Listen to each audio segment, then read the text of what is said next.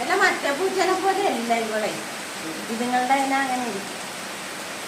അങ്ങനെ ചാടി മക്കളായിട്ടൊന്നും പോരിണ്ടാവും. ഇപ്പൊ ഇതുങ്ങളൊന്ന് കരഞ്ഞ ഉടനെ ഇങ്ങോട്ട് പോരും, അകത്തേക്ക് കയറും. അല്ലാതെ